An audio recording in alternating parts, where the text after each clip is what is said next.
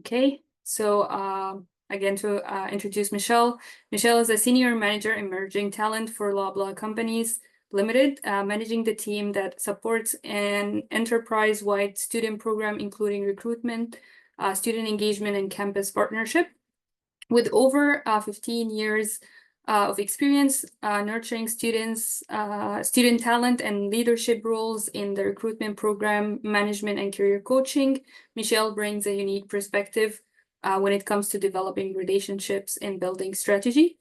We also have Moyo, who will be delivering this session as well alongside Michelle. Moyo is a talent acquisition specialist for emerging talent team at Loblaw. With over 2 years of experience in the retail sector, she has successfully recruited a wide range of positions, from part-time clerks to district managers across multiple Loblaw brands. Moyo consistently brings her authentic self to work, ethics to the table, enabling her to build a robust relationship with various stakeholders and excel in her role. So yeah, without further ado, I'll leave the floor to Michelle and Moyo, and yeah. All right. Hi, everyone. Michelle, do you want me to do a quick intro of the team as well? All right. Hi, everyone. As Marwa mentioned, my name is Moyo. I am a talent acquisition specialist here on the Emerging Talent team. I have met a couple of you before, so I'm glad that we're all here today for this session and the next following sessions. So our team consists of Michelle, the Senior Manager, Talent Acquisition and Strategy for emerging talent, so campus recruitment, as well as 2 talent acquisition specialists, so myself and Nolan, that you would have met during orientation, as well as Jessica, who is the talent acquisition coordinator. So we're a small but mighty team, and we take care of all of the co-op positions, so all the internships. We help to put together events and professional development sessions as well, like these ones. And yeah, so we help with onboarding, offboarding, and anything that deals with co-ops and internships at Loblaw. So to get started today, we'll be talking about workplace culture, communications, and ethics. And I will just share my screen. Is that okay? Okay, perfect.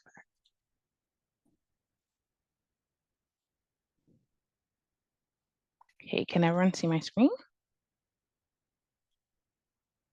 I got a thumbs up from Michelle, so that's good. All right, so today we'll be talking about workplace culture, communications, and ethics. Like I mentioned, so understanding life at Loblaw. And before I go further, the agenda for today, we'll talk about professional etiquette, workplace communication, workplace culture, providing feedback, workplace ethics, and health and safety. So before I get started and dive right into everything, can you all thread some answers in the chat? It would be really great to get your participation and your engagement. But what words do you associate with the work? I'm trying to get this. Okay. What word do you associate with a safe workplace culture? So you can put it in the chat, that will be great. And I don't know if I can see the chat. So Michelle, if you can shout out the answers, that'd be great. Yeah, I'm in the chat. Okay, cool. Thank you.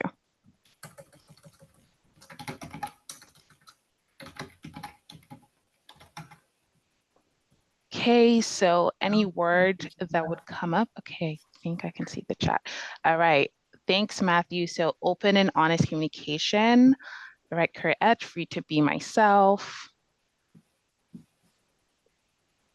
Inclusive, Michelle said inclusive.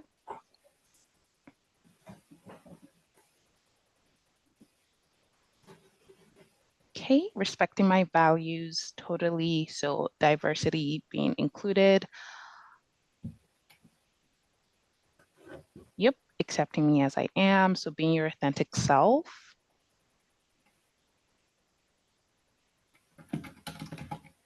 Respect. Yep, that is a great one as well.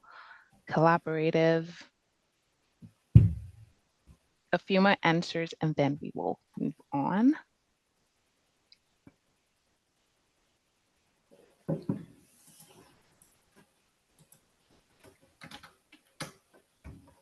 honesty, correct. All right. And I think mine is also like transparency. So just a place where we can be transparent about whatever is being communicated. So relates to honesty as well. All right. So great. Thanks everyone for participating and giving us answers. So in terms of workplace culture, just go to the next slide here. So when it comes to etiquette, etiquette is something, professional etiquette specifically refers to how we interact with others in a business setting. So etiquette is typically any sort of unwritten either rules, not really rules, but behaviors that you sort of have within a professional setting or within any sort of situation that you find yourself. So when it comes to professional etiquette, it's mostly used to ensure that everyone sort of understands what's going on and you all feel comfortable.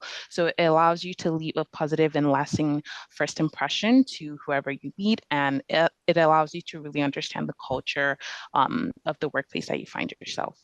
So professional etiquette can be applied to many different areas of your workplace. So this is not just in how you dress, but is also in communication. So it's in emails, it's in phone calls, it's in business meetings, it's even in like if you're using Slack, if you're using Teams, and how you text as well, and how you show up. Professionally and physically as well. So however you want to present yourself with your dress code, how you take care of your surroundings. So it can, so etiquette, professional etiquette can cover a variety of different areas of your work life. So when it comes to dress code, at 1PCC, as well as Lakeshore and Bathurst, we have the bank as well, PC Bank. We typically encourage business casual, but here at Loblaw, I have noticed that a lot of people dress business casual, but also can be a bit casual, more casual than business casual. So for example, especially on Fridays or maybe Thursdays when it's nearing closer to the end of the week, people tend to dress more casual. And I think it also really depends on your type of role. So if you are in finance, if you are in like accounting, or maybe like in law for whatever reason, it can look more business and even business casual, but I would keep it to business casual just to be safe. And then for the DCs, highly would recommend to wear all your personal protective equipment that may be required for you to take to perform your role and your different responsibilities. Another form of etiquette that you need to keep in mind would be punctuality. So when it comes to work hours at Loblaw, we do have a flexible working schedule for everyone. So depending on, we don't have like a clock in and clock out, especially for the offices. If you're working at the store level, that can be very different, but at the corporate level, it's really a conversation that has to be had with your manager. So we have the typical 9 to 5, but really it is to be available during the core business hours, which is typically around 9, anywhere to maybe 2 p.m. or 3 p.m. However, we do really encourage you to have a conversation with your manager. If you're not able to make a meeting, or if you're not able to, let's say, be available from 4 to 5, and you can make up those hours, maybe like from 6 to 7, it really depends on you and your manager. And the days that work in office that you want to be present at the office really also depends on you and your manager. So for example, I go to the Bathurst and Lakeshore office some days, and then I know that the team meetings for my team is always Tuesday. So I try to also make it at the Brampton office, and also try to go to the Brampton office more. So ensure that you're on time for meetings. You want to be on time for especially meetings that you're presenting at. So arrive a couple minutes early, so maybe 5 minutes to check if everything's working correctly. For this meeting, myself, Career Edge, and Michelle and I attended like maybe 2 minutes before it started just to test out our mics and test if Zoom is working for us. So yeah, so just attend early. And if you're unable to attend an event or a meeting or require some time off, again, speak with your manager. I did the same thing just like 10 minutes ago with Michelle with a meeting that I can't make. So highly recommend having that conversation and being transparent with your manager. Okay, so another aspect of etiquette will also be in the office. So you want to be careful and just be mindful of how you present yourself and also how you communicate with other people, either verbally or non-verbally, or how you just treat your surroundings. It's just mostly for respect and to ensure that everyone has a productive and conducive working environment. So you want to be mindful of your speaking volumes, wiping all surfaces before and after use. So if you are using a computer or like a whiteboard, a desk, make sure you clean it before and after and just make sure it's clean for the next person to use. If you're coming into the office, please be mindful of whatever scent that you're wearing, making sure it's not too strong of a perfume or just so it doesn't affect other people. And then ensuring that you're taking any garbage and waste into the kitchenette immediately. So if you're eating lunch, if you're in the cafeteria, whatever it is, just make sure you clean up after yourself. We have an open workspace at Loblaw at all of the corporate offices. So most of the time we don't have the table, you don't have like a specific designated desk for the rest of your time here at Loblaw. So it's really first come, first serve. If you get your table for that day, you make sure that you keep that area clean and you take all your belongings and all the computers that you use away that day as well. And so just making sure that you're leaving any cables or whiteboard markers at their designated area that you saw them. And finally, common areas like printers, microwaves and fridges should be cleaned as well before and after use. Okay, so when it comes to communication, workplace communication, you can communicate in various ways, but it all depends on if you're communicating well and making sure that your message is being passed across properly, either in meetings, in emails, in presentations, even over Teams, ensuring that the person isn't misunderstanding what you're trying to say. So when it comes to emails, there are 3 simple steps for writing effective emails. The first step is to write the message well. So I like to think of it as an essay. So ensuring that I have all my thoughts down and I write the message well and it's received properly. So emails will definitely I think everyone would love if you understood exactly and you could read the mind of the person that is giving you information via email. Because email, it can be really hard for you to understand the tone. I think any sort of written text or written communication can be really hard to understand tone, but we can change it depending on if we're rereading and proofreading and watching our tone and abbreviation. So some tips to ensure that your message is written well and to ensure that your message is being received well is to, one, make it simple. So I don't want to receive emails and there's just a really long paragraph for me to read. I will likely not read it completely. I would just like skim through it. So ensure that your message is simple and concise. So make sure you're not writing a novel, like I mentioned.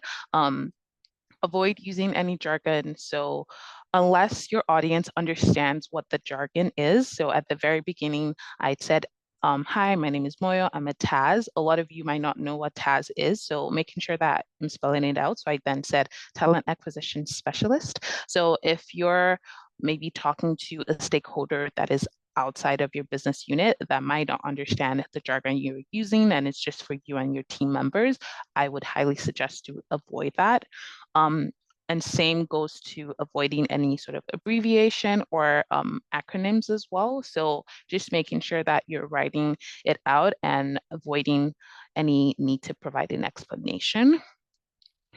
Also, proofread as much as you can. So once you write your email, make sure you read and just cross-check for any grammatical or spelling errors before you send it over.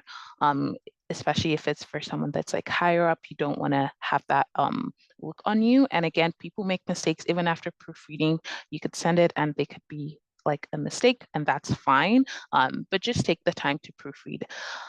And then lastly, watch your tone. So you want to be friendly and also keep it professional, and you want to avoid like all caps or a bunch of different emojis, or just coming across really dry and like not wanting to be there, even in email. So just ensure that you're watching your tone and try and think about how the person will receive your email and from their perspective. So the second step is to understand the objective. Know your audience, know the purpose of the email and what you want to accomplish by sending out that email. So make sure that you're understanding that they are also understanding the objective of why you're sharing that email. So can this be said on a phone call? If it's for an email, what is the objective? Why are you sending that email? Are you sharing an update? If you're working on a project, have you maybe completed a couple of different tasks and have you made decisions? So maybe highlight those. Do you want to request for any sort of information? You can ask for that as well. So maybe at the end, hey, my ask is please respond by this date with your feedback, or if you're highlighting why a decision is still taking time for it to be made, ask for, okay, these are the pros, these are the cons, these are the different available options that you can take, and provide a deadline as well. It's really important to set deadlines and expectations when writing emails. That I've found it's really helpful to provide deadlines so people can have something to work with, because if you have a deadline in your head and you're not communicating that, the other person doesn't understand and doesn't know about your set deadline. So always make sure you're including these things in your email. And yeah, so these are the main focus of the body of the email. So think of it as an essay. And like I mentioned, whenever I'm writing emails, I think of it as an essay. So it has a beginning, middle, and end. So structure your email in that way. So the beginning will start with a greeting and a short summary of the purpose. And then the body will include all of the other, like the objective of the email, like we just mentioned, or if you're looking for a decision, any sort of objective, why you're writing that email should be the objective. And then the end would just be a greeting, an ask, or a thank you, and a thank you as well. So here is an example of an email that Gabrielle wrote to Bob. So it reads, the subject says job with a question mark. So, hey, Bob, we talked a couple weeks back at the Chamber of Commerce event. What event am I, what an event, am I right? I'd like to come work for you at your IT business. You seem like a cool person to work for. I like to stripe pants. I have a lot of great experience as a PAM that would prove useful. I'm available to start working on Monday, but I am taking my driving test in June and have to study and go an hour away to take it. So I'll miss a few days. I'm also going to the beach with friends for a week in July. I've attached my resume. It's thebomb.com. Let me know if you have a job opening for me. If I don't get your email, I'm always on Facebook, Snapchat, or Instagram. Peace out. And I'm going to add TikTok because I love TikTok. Anyway, so this is an email. What do we see here? Or before I actually go to the next slide, can we thread up any sort of issues that this email may have?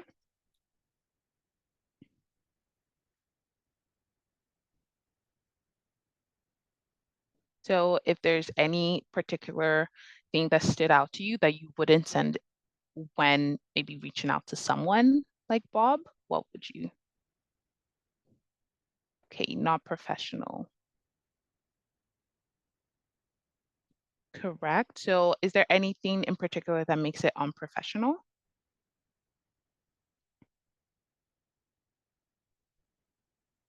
Yep. So peace out is definitely not professional. Informal choice of words, correct. Yep. I can also see, so these are all correct. Commenting on his clothing. Yeah, that's kind of weird. All right, perfect. Thanks, everyone. So the next slide here, we can see the subject is not correct, or it's not even concise. Yeah, spelling issues as well. Um, it's unprofessional. The subject, it's not specific. The whole purpose of wanting to look for a job and just wanting to be hired as interns, as co-op students, please do not do that. If you learn anything during this presentation, please don't outrightly ask any manager, anyone for a job just right off the bat. This is not how you network.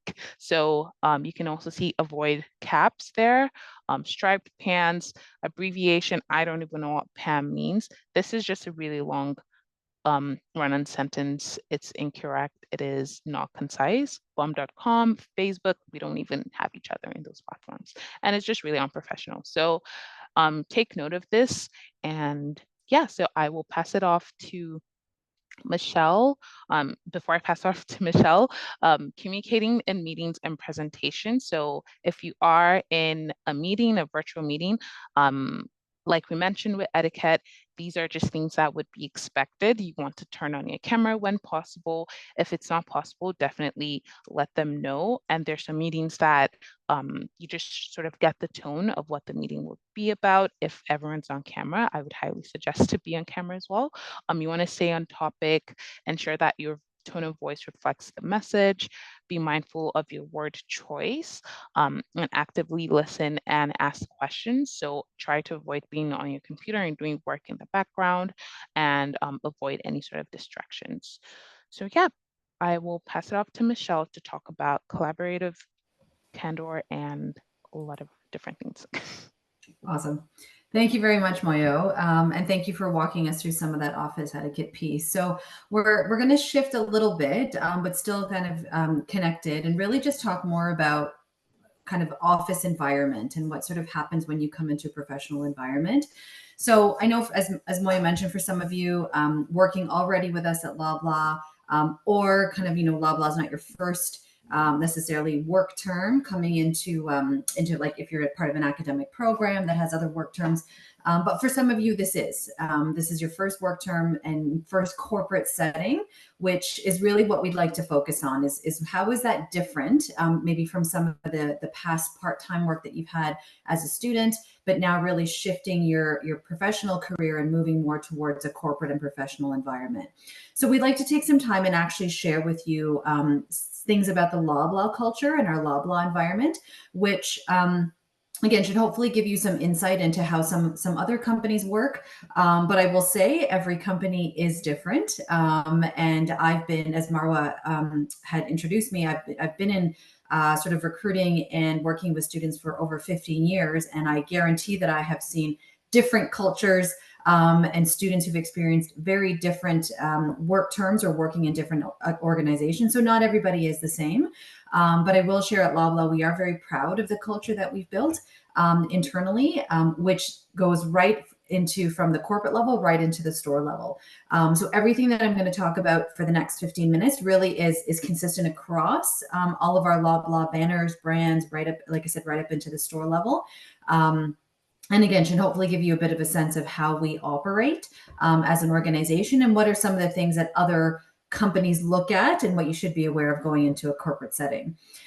So to start off, I want to talk a little bit about something that we call collaborative candor. So collaborative candor basically is a fancy term, if you will, for feedback and for being open and being collaborative and sharing feedback with each other.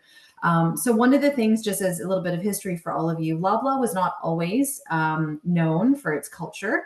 And in fact, our culture was very, very different prior to both Moyo and I being here. But I'm talking a good, 10, 15 years ago. The culture at Loblaw was very different. And it was much more, I'm going to say, not inclusive, very much more instead of collaborative, it was much more competitive, and it really didn't feel like a comfortable place to work, because you really didn't, all the things that we talked about earlier about being yourself and being inclusive, those things were missing. So thankfully, the leadership team at Loblaw, led by our culture and inclusion team, our HR team, they really took that to heart and shifted that. And so now, sort of our main principles around culture and how we operate is all around this concept of collaborative candor, which is really being open, being able to share your thoughts, your feedback with each other without feeling that you're going to be punished. Or you're going to be looked at differently. It's really encouraging all of us to come to work as our true self and really sharing that feedback. Next slide, Moyo. So based on collaborative culture, we root ourselves, if you will, in culture and what our culture principles are. And every organization, I will tell you, will have their own culture principles. And some of them might seem very similar. And again, these are not new concepts that I'm sure that you're seeing on the screen here. But how a company embodies these principles, how they actually bring these to life, and how you actually feel it when you're with the organization, that's really what you should take note of, right? Because it's one thing for me to say, yeah, Loblaw is great and we do all these things. But if you get here and you don't feel that, you don't hear it, then that's different. Then really all I'm doing is just kind of selling you something, right? But you're not really feeling it. So I've been with Loblaw, it'll be 3 years in July. And personally, I have seen these things. I have reinforced these things with my team. My managers are reinforcing these principles with me. And as an organization, we talk about these principles on a regular basis. So again, for me, it wasn't just words coming into Loblaw, but I really feel these principles in my day-to-day work, and my day-to-day interactions with my colleagues. So being authentic, as I talked about already, right? And Moyo said those are one of the things she looked at, kind of being transparent and being her authentic self. So 100%, we have different programs here. We have different messages that go out on a regular basis around being inclusive and making sure that you can feel that you show up as yourself, however you choose to identify. And so this is, again, something that we really pride ourselves on. And in fact, we take quote unquote inventory of this. So we ask all our colleagues to report on kind of who they identify with or what they identify with, and just being able to report that back so we can kind of show who we are as an organization. So we do ask for that self-identification if you're comfortable, because again, we want to make sure that we are being inclusive across, again, the entire organization.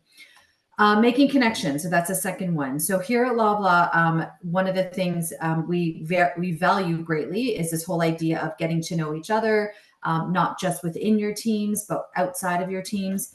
So from a student perspective, we encourage students, for example, to book coffee chats, regular coffee chats or informational interviews with different managers or different colleagues from teams that they're not necessarily a part of directly.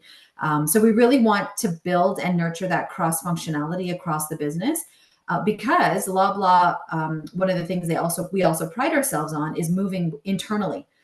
So we really push ourselves and push our HR teams and our managers to identify talent internally, so that if, for example, you start off with Loblaw on the retail side, maybe you move to PC Financial after a few years, or then you come back and move to Joe Fresh. So there's so many opportunities with Loblaw. And so we, again, really encourage our colleagues to make those connections to foster their professional development internally. And then finally, building trust. So again, this goes back to the collaborative candor piece and making colleagues feel that they should not be punished if they're going to be sharing some feedback, whether that's positive or constructive, to be able to, again, work our way to improving processes, improving our culture, but just knowing and having that trust with each other to know that we can share that feedback, because within our culture, the idea is again, building trust with each other, because we are all working towards that same goal. Right? We're all working towards. So for us at Loblaw specifically, our goal, or sort of, focus, if you will, is helping Canadians live life well. So we really want to make sure that across the board, whether again, that's the store level or at the corporate level, we have that understanding and we build that trust with each other. Okay, next slide, Wayne.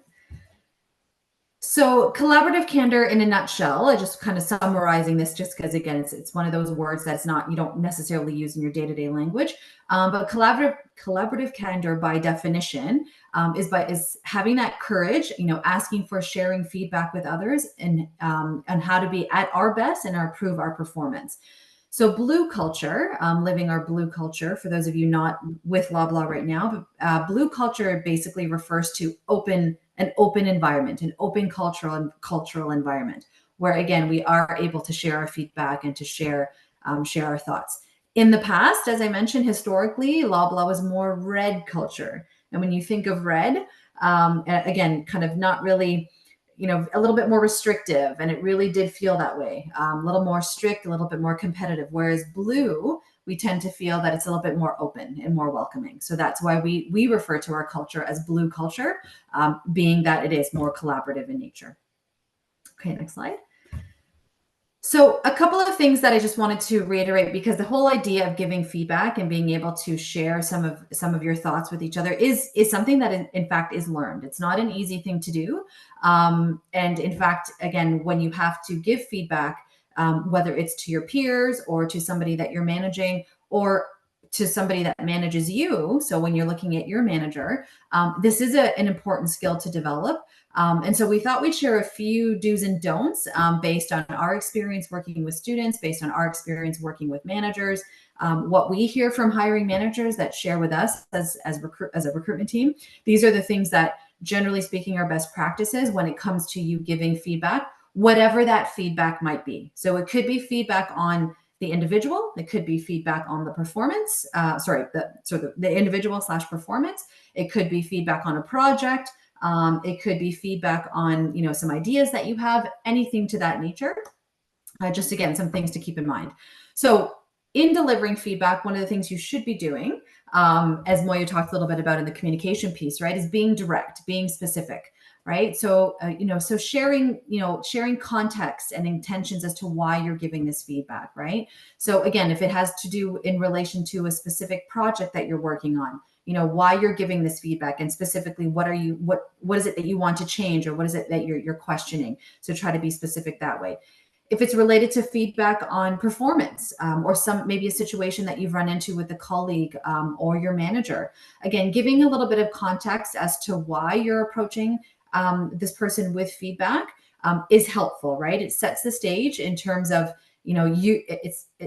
it removes the emotion a little bit to some degree when you're able to give some of that context and intention as to why you're sharing that feedback, so that hopefully it's received in such a way, right, that you are framing it in some context as to, this happened and this is why I would like to share some feedback to help set the stage for that conversation. Showing respect and empathy. So again, when you're delivering this feedback, recognizing that the person receiving the feedback may have not intended to give that to do what happened, or maybe was not conscious of how you as the receiver would have received that message or would have responded to that situation. So again, showing respect that you want to make sure that you're delivering the feedback in such a way that's positive, and that you're delivering it in such a way that you hope that the receiver is understanding why you're delivering it. Okay. And then remember that providing feedback is speaking up to show someone that you care, right? So I always say, I would tell my manager, I appreciate the feedback that I get, because it actually is helping me either, change something that I'm not aware of, that I'm potentially doing that's, potentially harmful, or I'm not being respectful of someone else's context or situation. Or at the same breath, I also respect the fact that that person is taking the time to share that feedback with me, right? Because it does show that they care if they are taking that time. So again, remember that feedback, in fact, there's that saying, feedback technically is a gift, right? That not everybody has to give feedback. And like I said, it's a learned skill, but recognizing that you giving the feedback is actually a gift to that person to be able to help that person develop both professionally and personally. So what not to do on the flip side, right? Again, pretty kind of obvious, but being indirect or generic, if it's very vague and they don't know where you're coming from, it's hard for them to understand sort of the feedback. Being rude or using feedback to just vent or disagree without reason or positive intention, again, really not going to be received in likely the way that you're intending if your approach is going to be a negative one. And then finally, letting yourself worry about hurting other people's feelings, right? And preventing somebody from, and that's preventing you from sharing that feedback. So again, I'm not saying this is an easy exercise at all, an easy thing to do, but as you start to understand that it is something that as you grow professionally in your career, you will be asked to give feedback in some form or fashion. So it's great to start doing that now, working with your peers, working with other students, your direct manager, and in fact, asking feedback of yourself as well, right, will help you kind of continually practice this whole idea of giving and getting feedback. So being patient with yourself 100%, because it is a learned skill. On the same breath, timing is also something to consider when you're doing and when you're giving feedback. So some of the things to remember when you're doing feedback or giving feedback is, again, when you're doing it, right? So for example, considering the right place and time, right, for sharing this feedback. If I'm wanting to give Moyo some feedback and I know, for example, today is not a great day for Moyo, she's probably got a lot of things going on, maybe not in the right headspace, probably not a great idea for me to give that feedback unless it's directly related to something that is happening today, right? Maybe it's something that I can help her with, that she's dealing with today. So I am mindful that maybe I should give her that feedback today. But if it's something that maybe can wait, and we're in a situation where maybe it's a more relaxed environment that Moyo and I can share, then I can give that feedback in hopes that she will receive that in a much more open environment and an open mindset. Being aware of my filters and mindful of my audience. So again, kind of goes back to timing and kind of context of everything that's happening. But again, if I'm giving this feedback and depending on who I'm giving the feedback to, again, being aware that if it's, for example, if I'm giving feedback to a student and they're very new to a certain situation and maybe have not been exposed as much, I might tailor that a little bit because recognizing they don't have as much context. I might be more open with my coaching, for example, right? So again, just being mindful of my audience and how I might tailor that. And then show courage and speak up during a meeting. So this is also going to all of you kind of in your work environments, is not being afraid. And managers tell us this all the time, is that they love it when actually students give feedback and you know, they appreciate the I guess the new ideas that you might bring to the table, some of the ideas that maybe they didn't think about because they're so close to this work or this project. So really encourage you, and managers are encouraging you to show that courage and speak up during a meeting. If you again, it doesn't hurt whatsoever for you to ask that question or to present it as an idea and even just get some discussion going. On the flip side, you know, in terms of timing, you don't really want to share any kind of performance related feedback or call specific people out directly in a group setting. So if you are in a meeting, maybe not the best time to call somebody out who has done something that maybe you didn't personally agree with. You know, think about having maybe a separate conversation first. So again, think about that. It's not about calling people out and kind of pinpointing them.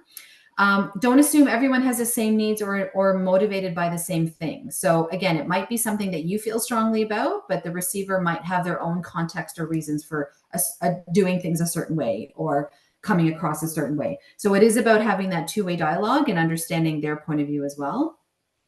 And then again, kind of going back to the meeting, don't let the fear of saying the wrong thing prevent you from speaking up at the moment. Okay. So ultimately, right, recognize that feedback may be actionable, but the important thing is get that conversation going, have that conversation with each other, but it's an ongoing process, right? You're giving feedback. Some things might have to change on one side and other things may not, just depending on what the nature is, but you're getting that conversation going. Okay. All right. So one of the things, just again, want to highlight for those of you who are with us at Loblaw right now, we do have on Flip. So Flip at Loblaw is our internal resource hub, if you will. And we have a number of resources on there that helps both managers or colleagues or resources that you can access to help with, you know, giving feedback or having some of these collaborative conversations. So we have a collaborative candor conversation guide. And again, it walks you through some of the steps that we've talked about, and it gives you some tips and pointers depending on who you're trying to have some conversations with. So highly encourage you to access that if it's something that it's new to you and you want to get some practice or tips doing that. All right. So shifting gears a little bit, one of the other things that I wanted to talk about when it comes to in the environment, and next slide, Moyo, is something called compliance, and especially when it comes to workplace ethics, health, and safety. So at Loblaw, as I'm sure you can imagine, we take workplace health and safety ethics very, very seriously. And this whole idea about compliance around our professional conduct, potentially conflicts of interest. These are things, again, that we're very mindful of because of the nature of the work that we do. We have so many external vendors that we work with, different partners. It's very easy, to be quite honest, to get yourself in a situation where you might not be sure how to handle it, and if it's going to be a conflict of interest or go against our code of conduct. So Loblaw is very, very good about reminding us as colleagues. In fact, I think we have compliance training every 6 months that we participate in, and making sure that we understand what is, quote unquote, our code of conduct. What are some of the rules that we need to follow, so that we don't get ourselves in these situations that that are kind of iffy in the long run. So, so again, some of the things that we look at and we keep mindful of. So our code of ethics talks about any applicable laws, policies, procedures, and training that we have to be mindful of as Loblaw colleagues.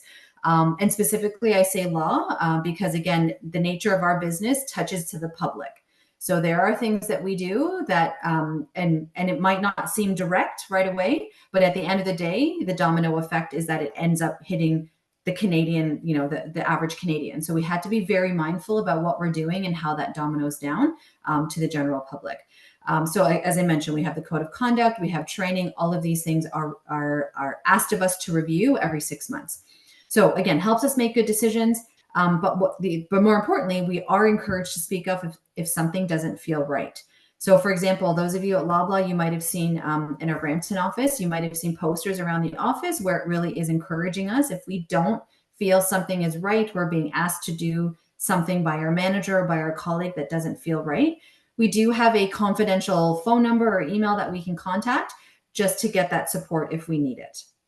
Okay. And oftentimes it's not intentional, and we might not know, but it's always good to have that that sort of reference or resource person that we can ask, just so, again, we don't find ourselves in these situations where we are in a conflict of interest. And so what is a conflict of interest in our case? So really it is, again, where your private interests or your professional duty sort of come and start to mesh in between. Okay. So when we think about our private interest, think about your personal life, right? Our relationships outside work, some of our activities that we do outside of work. And then on the flip side, when we look at our professional duty in our role as a Loblaw colleague, is that conflicting? Am I crossing the lines when it comes to doing work from my private side into my professional side? So very important to keep those separate as much as possible, again, to avoid these conflict of interests. So next slide, Moyo. And Moya, if you just want to go through, you can click through all of them. So here's just, I'm not going to go through each one together, or with each of you, but this is just giving you an example of, conflict of interest and what could be deemed as a conflict of interest. So for example, right, hiring an immediate family member in a position that directly or indirectly reports to you. Conflict of interest or not, right? Taking advantage of your position at Loblaw to obtain an advantage that benefits you personally. So conflict of interest or not. Right, having a financial interest in a competitor or a supplier, which Loblaw does business with, having a second job, consulting role, again, that creates conflict with the work that we do at Loblaw, and then understanding using confidential information, becoming a member of an association or a club that would benefit from a decision or action that Loblaw makes. So things to consider. Hopefully you see right away that all of these things, you can go to the next slide, Mayo, all of these things are in fact a conflict of interest because really it's taking your professional life and your personal life, and now it's creating a bit of that gray area. Okay. So to be honest, I've been in situations, Moyo and I being in HR, we've seen situations where colleagues have been reprimanded for crossing that line. And unfortunately, sometimes it's not intentional. But again, we have a code of conduct, we have code of conduct, we have an ethics guide, which is why Loblaw is very, very very, very focused on making sure we understand that, because most of the time it's not intentional, but at the end of the day, it is quote unquote breaking some rules. So I highlight a lot of this for students because, again, this is not specific to Loblaw. In fact, I would gather that all companies have some kind of code of conduct and kind of, an ethics policy. It just the nature of the business. There could be a lot more specific rules to follow, and others maybe not so much. But as students starting out in your first career, and as you build up your professional lives, this is where I find a lot of students sometimes have struggle with, because it's not clear always, right? So if you're ever not sure, always best to ask. That is why HR is there. That is why your manager is there. Always have those conversations if you're not sure. So as colleagues internally, just to give you a little bit of insight into Loblaw, so we are expected to recognize, right, situations where there are conflict of interest. We are expected to disclose conflicts of interest.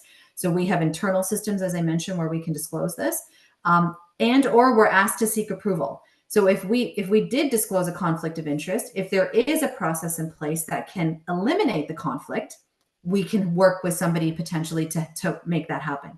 Otherwise, somebody will work with us to understand what our next steps are to manage the conflict and minimize its impact. Okay. But again, 3 things just to keep in mind as you think about this whole conflict of interest. And then finally, lastly, is health and safety. So this, again, kind of goes back to the whole idea about ethics, like I said, and workplace safety. But this is, again, one of those things from an office etiquette, office culture perspective that organizations take very, very seriously, because of the fact that again, the nature of the work, there could be injuries that lead to loss in work time,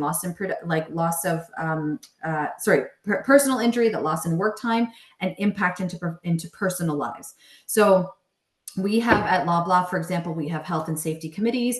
We have regular notices and drills that come up when it comes to health and safety procedures, especially for those at the store level. This is even more so an important piece because there's a lot more hazards, generally speaking, at the store level than there are at the corporate level, just depending on your role. Distribution centers, for example, even more so hazards there, right? So Moyo talked about, again, safety boots or safety protective wear, right? Very, very strict on that.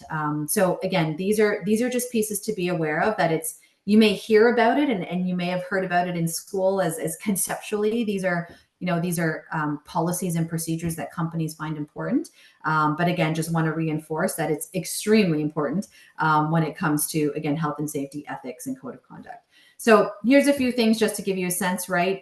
It's about, again, the protective equipment, understanding how to use it. How do we report things that we feel are unsafe? How do we use certain safety or use equipment to make sure that we're using it safely? And again, how do we support each other? So as managers, we have roles and responsibilities. As colleagues, everyone has roles and responsibilities. And as an organization, Loblaw has roles and responsibilities by law that we need to follow. Okay, so we have a health and safety policy, and I encourage you, again, in other workplaces to access that. Okay, so that hopefully just gives you a bit of a high-level overview. As Moyo mentioned in the beginning, we really wanted to just introduce you to the office environment as a whole, because it's so complex, and it's not necessarily just a matter of you walking in and doing your job. Which I'm sure many of you have already seen coming into your, again, previous roles or coming into your roles at Loblaw.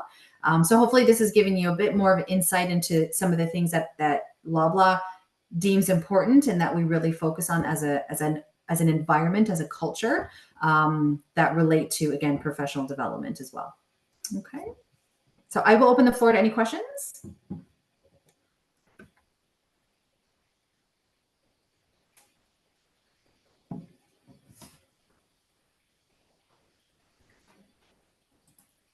Either add it in the chat or feel free to come off mute.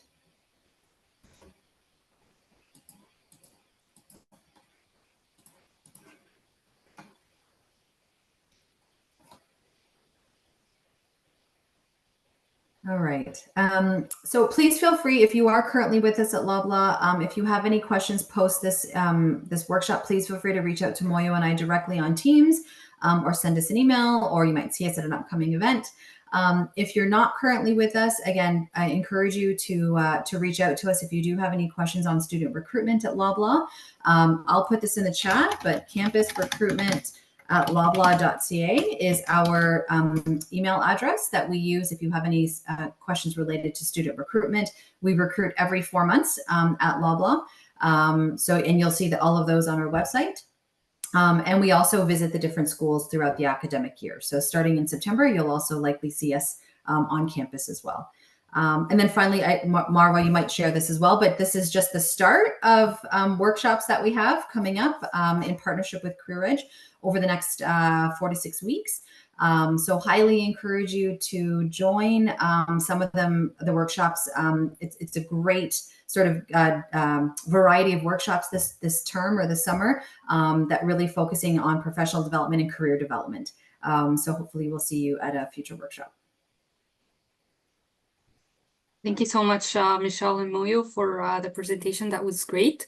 And I would say, like echo what you said, Michelle, about the next presentations. We typically will have sessions every Monday and Thursday in the afternoon. I'm sure some of you got the links, the invitations. So if you have any question or anything, feel free to reach out to us on this email.